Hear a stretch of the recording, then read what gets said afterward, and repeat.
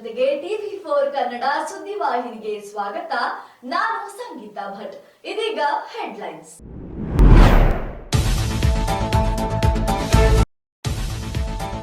ಉದ್ಯಮಿ ಸೋನು ಲಂಬಾಣಿಗೆ ಐಶ್ವರ್ಯ ಗೌಡ ವಂಚನೆ.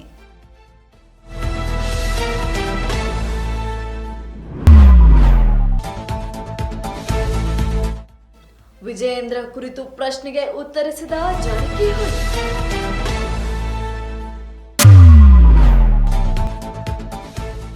ಕಾಂಗ್ರೆಸ್ ರಾಜಕೀಯ ಬೇಳೆ ಬೇಯಿಸಿಕೊಳ್ಳುತ್ತಿದೆ.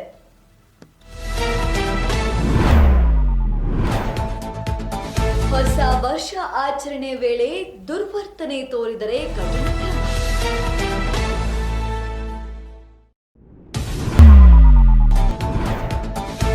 ಹೊಸ ವರ್ಷಕ್ಕೆ ಕುಡಿದು ತೇಲಾಡುವವರಿಗೆ ವಿಶೇಷ ಸೂಚನೆ.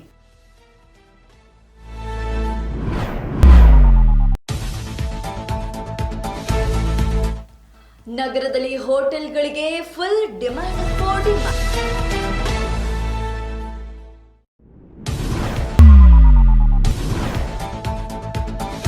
ತಡರಾತ್ರಿ 2:15 ಹೆಚ್ಚುವರಿ BMTC ಬಸ್ ಸಂಚಾರ.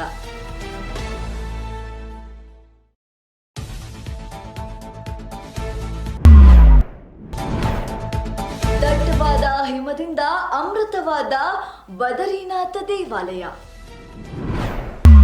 ಇದೀಗ ಕರ್ನಾಟಕದಲ್ಲಿ ಬಿಸಿ ಬಿಸಿ ಸುದ್ದಿಯಾಗಿರುವಂತಹ ಐಶ್ವರ್ಯ ಗೌಡ ಅವರ ಚಿನ್ನದ ವಂಚನೆಯ ಪ್ರಕರಣಕ್ಕೆ ಮತ್ತೊಂದು ಟ್ವಿಸ್ಟ್ ಸಿಕ್ಕಿದೆ.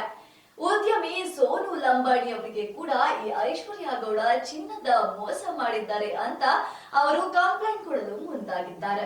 ಐಶ್ವರ್ಯ ಗೌಡ ವಂಚನೆ ಕೇಸ್ ಬಗದಷ್ಟು ಬಯಲಾಗುತ್ತಿದೆ. DK ಸುರೇಶ್ ರೀತಿ ಹಲವು ಮಂದಿ ಜೊತೆ ಧರ್ಮ ಮಾತನಾಡಿಯೋ ಆಡಿಯೋ ಸ್ಫೋಟವಾಗಿದೆ. ಕಾನ್ಫರೆನ್ಸ್ ಕಾಲ್ ನಲ್ಲಿ ಶ್ರೇಯಸ್ ಜೊತೆ ಧರ್ಮ DK ಸುರೇಶ್ ರೀತಿ ಮಾತನಾಡಿರೋ ಆಡಿಯೋ ವೈರಲ್ ಆಗಿದೆ. ಜೊತೆಗೆ ಉದ್ಯಮಿ ಸೋನು ಲಂಬಾಣಿಗೆ ಐಶ್ವರ್ಯ ಗೌಡ ವಂಚನೆ ಮಾಡಿರುವ ಆರೋಪ ಕೂಡ ಕೇಳಿ ಬಂದಿದೆ. ಐಶ್ವರ್ಯ ಗೌಡ ಹಾಗೂ ಅವರ ಪತಿ ಹರೀಶ್ ನನಗೆ ಸುಮಾರು 6.50 ಕೋಟಿ ವಂಚನೆ ಮಾಡಿದ್ದಾರೆ ಎಂದು ಉದ್ಯಮಿ ಸೋನು ಲಂಬಾಣಿ ದೂರು ನೀಡಲು ಮುಂದಾಗಿದ್ದಾರೆ. ಹಲೋ, ಒಂದು ನಿಮಿಷ. ಹಲೋ, ಬನ್ನಿ ಬನ್ನಿ ಬೇಗ ಬನ್ನಿ ಊಟ ನೋಡಿರಿ. ಬನ್ನಿ ಬೇಗ ಬನ್ನಿ ಗಾಡಿ ತಗೊಂಡು. ಮಾಧ್ಯಮದವರು ಬಿಜೆಪಿ ರಾಜ್ಯಾಧ್ಯಕ್ಷ BY ವಿಜಯೇಂದ್ರರವರ ಬದಲಾವಣೆಯ ವಿಚಾರವಾಗಿ ಕೇಳಿರುವಂತಹ ಪ್ರಶ್ನೆಗೆ ಜಾರಕಿಹೊಳಿ ಅವರು ತಟಸ್ಥ ನಿಲುವನ್ನ ಪಡೆದುಕೊಂಡು ಎಲ್ಲರಿಗೂ ಉತ್ತರವನ್ನ ನೀಡಿದ್ದಾರೆ. ರಾಜ್ಯದಲ್ಲಿ ಬಿಜೆಪಿ ರಾಜ್ಯಾಧ್ಯಕ್ಷ BY ವಿಜಯೇಂದ್ರ ಬದಲಾವಣೆಗೆ ರೆಬಲ್ಸ್ ನಾಯಕರು ಒದ್ದಾಡಿದ್ದು ನಿಜವೋ ಸುಳ್ಳೋ ಎಂಬ ಪ್ರಶ್ನೆಗೆ ಶಾಸಕ ರಮೇಶ್ ಜಾರಕಿಹೊಳಿ ಉತ್ತರಿಸಲು ನಿರಾಕರಿಸಿದರು. ಇಂದು ಬೆಂಗಳೂರಿನಲ್ಲಿ ಮಾತನಾಡಿದ ಅವರು ವಕ್ಫ್ ವಿರುದ್ಧ ಹೋರಾಟದ ಬಗ್ಗೆ ಮಾತ್ರ ಈ ವೇದಿಕೆಯಲ್ಲಿ ಮಾತನಾಡುತ್ತೇನೆ ವಿನಃ ಬೇರೆ ಯಾವುದೇ ರಾಜಕೀಯದ ಬಗ್ಗೆ ಮಾತನಾಡುವುದಿಲ್ಲ ಎಂದು ಸ್ಪಷ್ಟವಾಗಿ ತಿಳಿಸಿದರು. ಆ ಮೂಲಕ ವಿಜಯೇಂದ್ರ ವಿಚಾರದಲ್ಲಿ ತಟಸ್ಥ ನಿಲುವು ಪ್ರದರ್ಶಿಸಿದರು. ಇವತ್ತು ವಫ್ ಈ ವೇದಿಕೆ ವಫ್ ನಮ್ಮ ಭಾವನೆ ಹೇಳಿದು ಕಾಂಗ್ರೆಸ್ನವರು ರಾಜಕೀಯ ಬೇಳೆಯನ್ನ ಚೆನ್ನಾಗಿ ಬೇಯಿಸಿಕೊಳ್ತಾ ಇದ್ದಾರೆ ಅಂತ ಗೋವಿಂದ ಕಾರಜೋಳರವರು ಮಾಧ್ಯಮದವರಿಗೆ ವ್ಯಂಗ್ಯವಾಗಿ ಉತ್ತರವನ್ನ ನೀಡಿದ್ದಾರೆ. ಕಾಂಗ್ರೆಸ್ ರಾಜಕೀಯ ಬೇಳೆ ಬೇಯಿಸಿಕೊಳ್ಳುವ ಪ್ರಯತ್ನ ಮಾಡ್ತಿದೆ. ಜನರಿಗೆ ತಪ್ಪು ಸಂದೇಶ ನೀಡುವ ಪ್ರಯತ್ನ ಮಾಡ್ತಿದೆ. ಈಗಾಗಲೇ ಮಾಜಿ ಪ್ರಧಾನಿ ಮನಮೋಹನ್ ಸಿಂಗ್ ಅವರ ಸಮಾಧಿ ಸ್ಮಾರಕಕ್ಕೆ ಜಾಗ ನೀಡ್ತೇವೆ ಎಂದು ಪ್ರಧಾನಿ ನರೇಂದ್ರ ಮೋದಿ ಅವರು ಹೇಳಿದ್ದಾರೆ. ಮನಮೋಹನ್ ಸಿಂಗ್ಗೆ ಅವಮಾನ ಮಾಡಿದ್ರು ಅಂತ ಕಾಂಗ್ರೆಸ್ನವರು ಹೇಳ್ತಿದ್ದಾರೆ. ಆದ್ರೆ ಬೆಳಗಾವಿ ಕಾರ್ಯಕ್ರಮದಲ್ಲಿ ಮನಮೋಹನ್ ಸಿಂಗ್ ಅವರ ಫೋಟೋ ಹಾಕಿದ್ರ ಎಂದು ಇಂದು ಮಲ್ಲೇಶ್ವರಂನಲ್ಲಿ ಸಂಸದ ಗೋವಿಂದ ಕಾರಜೋಳ ಪ್ರಶ್ನಿಸಿದರು. ಮಲ್ಲಿಕಾರ್ಜುನ್ ಖರ್ಗೆ ಅವರು, ಜನರಲ್ ಸೆಕ್ರೆಟರಿ ವೇಣುಗೋಪಾಲ್ ಅವರು, ಸುರ್ಜೇವಾಲ್ ಅವರು, ಇವರು ಪದಾಧಿಕಾರಿಗಳು. ಕಾಂಗ್ರೆಸ್ನಲ್ಲಿ ಸರ್ವಾಧಿಕಾರಿಗಳಿದ್ದಾರೆ. ಸರ್ವಾಧಿಕಾರಿಗಳು ಯಾರು? ಸೋನಿಯಾ ಗಾಂಧಿ, ರಾಹುಲ್ ಗಾಂಧಿ, ಪ್ರಿಯಾಂಕಾ ಗಾಂಧಿ ಸರ್ವಾಧಿಕಾರಿಗಳು. ಅವರು ಹೇಳ್ದಂಗೆ ನಡೀತದೆ ಹೊರತು ಕಾಂಗ್ರೆಸ್ನಲ್ಲಿ ಹೊಸ ವರ್ಷದ ಆಚರಣೆಗೆ ಎಲ್ಲರೂ ಸಜ್ಜಾಗ್ತಾ ಇದ್ದಾರೆ. ಇದರ ಹಿನ್ನೆಲೆಯಲ್ಲಿ ಸರ್ಕಾರವು ಒಂದು ಎಚ್ಚರಿಕೆಯ ಗಂಟೆಯನ್ನ ನೀಡಿದೆ. ಏನಪ್ಪಾ ಅಂದ್ರೆ ಕುಡಿದ ಅಮಲಲ್ಲಿ ಯಾರೆಲ್ಲ ದುರ್ನಡತೆಯನ್ನ ತೋರಿಸ್ತಾರೆ ಅವರಿಗೆಲ್ಲ ಕಠಿಣ ಕ್ರಮ ಕೈಗೊಳ್ಳಲಾಗುತ್ತದೆ ಅಂತ ಡಿಕೆ ಶಿವಕುಮಾರ್ ಎಚ್ಚರಿಸಿದ್ದಾರೆ. ಹೊಸ ವರ್ಷಾಚರಣೆಯ ವೇಳೆ ಯಾರೊಬ್ಬರು ದುರ್ವರ್ತನೆ ಮಾಡುವಂತಿಲ್ಲ, ಕಾನೂನು ಉಲ್ಲಂಘನೆ ಮಾಡುವಂತಿಲ್ಲ. ಉಲ್ಲಂಘನೆ ಮಾಡಿದವರ ವಿರುದ್ಧ ಕಠಿಣ ಕ್ರಮ, ಕಟ್ಟಿಟ್ಟ ಬುತ್ತಿ.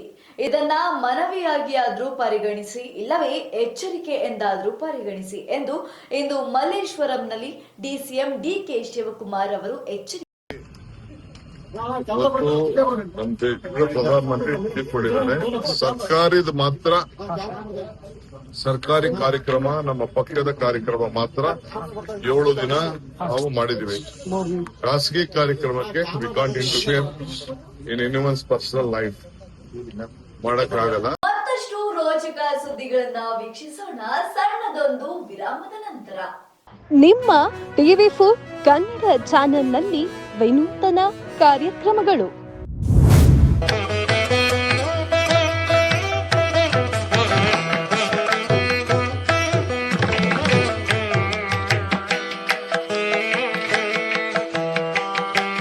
ನಿಮ್ಮ ದೇವಸ್ಥಾನದ ಬಗ್ಗೆ ಸಂಪೂರ್ಣ ಮಾಹಿತಿ ನೀಡುವ ಕಾರ್ಯಕ್ರಮ ದೇಗುಲ ಮಹಿಮೆ.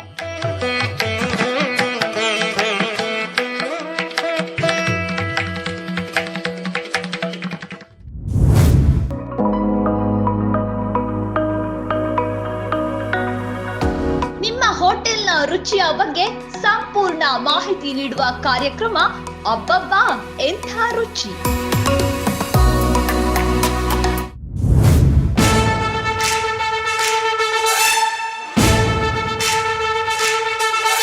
ಸಮಾಜ ಸೇವಕರ ಬಗ್ಗೆ ಜನತೆಗೆ ತಿಳಿಸುವ ಕಾರ್ಯಕ್ರಮ ಜನರೇ ಮೆಚ್ಚಿದ ನಾಯಕ.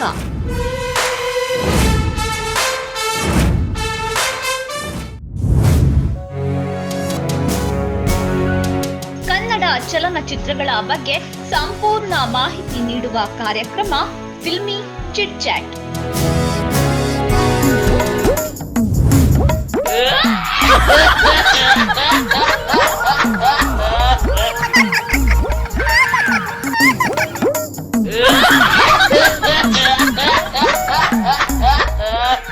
ವಿನೂತನ ವಕ್ರ ಕಾರ್ಯಕ್ರಮ ಟೋಪಿ ಲಾಲಾ.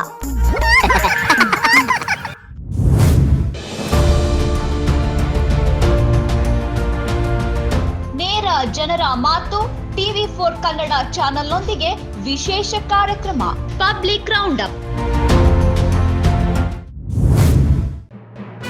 ನಿತ್ಯ ನಿಜ ನಿರಂತರ ತಾಜಾ ಸುದ್ದಿಯೊಂದಿಗೆ ನಿಮ್ಮ TV4 ನ್ಯೂಸ್ ಚಾನೆಲ್. ವಿರಾಮದ ನಂತರ ಮತ್ತೆ TV4 ಕನ್ನಡ ಸುದ್ದಿವಾಹಿನಿಗೆ ಸ್ವಾಗತ.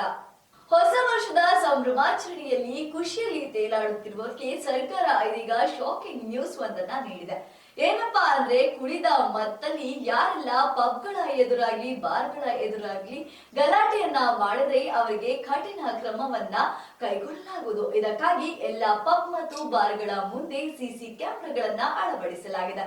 ಪಬ್ಗಳ ಮುಂದೆ ಕ್ಯಾಮೆರಾಗಳನ್ನ ಅಳವಡಿಸಲಾಗಿದ್ದು ಪಬ್ ಬಳಿಯೂ ಒಬ್ಬೊಬ್ಬರನ್ನ ನಿಯೋಜಿಸಲು ಮುಂದಾಗಿದೆ. ಕುಡಿದು ತೂರಾಡುತ್ತಾ ಅವಾಂತರ ಮಾಡುವವರನ್ನ ಕೂಡಲೇ ಆಂಬ್ಯುಲೆನ್ಸ್ಗೆ ಹತ್ತಿಸಲು ಪೊಲೀಸರು ಅಲರ್ಟ್ ಆಗಿದ್ದಾರೆ. ಕೆಲವರು ರಂಪಾಟ ಮಾಡುವುದನ್ನ ಮನಗಂಡು ಅವರನ್ನು ಆಂಬ್ಯುಲೆನ್ಸ್ ಹತ್ತಿಸಲು ನಿರ್ಧರಿಸಿದ್ದಾರೆ. ಹೊಸ ವರ್ಷಾಚರಣೆಗೆ ಕ್ಷಣಗಣನೆ ಶುರುವಾಗಿದ್ದು ನಗರ ಪೊಲೀಸ್ ಕಮಿಷನರ್ ಬಿ ದಯಾನಂದ್ ಶನಿವಾರ ಪೊಲೀಸ್ ಆಯುಕ್ತರ ಕಚೇರಿಯಲ್ಲಿ ಸೂಚನೆಗಳನ್ನ ಪೊಲೀಸರಿಗೆ ನೀಡಿದ್ದಾರೆ. ಲೈಟಿಂಗ್ ವ್ಯವಸ್ಥೆ ಇರಬಹುದು, ಪಾಟೋಲ್ ಫಿಲ್ಲಿಂಗ್ ಇರಬಹುದು, ಅಥವಾ ಅನೇಕ ಕಡೆಗಳಲ್ಲಿ ಬ್ಯಾರಿಕೇಡಿಂಗ್ ಇರಬಹುದು, ಅಥವಾ ಅಗ್ನಿಶಾಮಕ ಇಲಾಖೆಯಿಂದ ಬೇಕಾಗಿರತಕ್ಕಂತಹ ಫೈರ್ ಟೆಂಡರ್ಗಳ ಬಗ್ಗೆ ಇರಬಹುದು. ಈ ಎಲ್ಲ ವಿಷಯಗಳನ್ನು ನಾವು ಚರ್ಚೆ ಮಾಡಿದ್ದೇವೆ.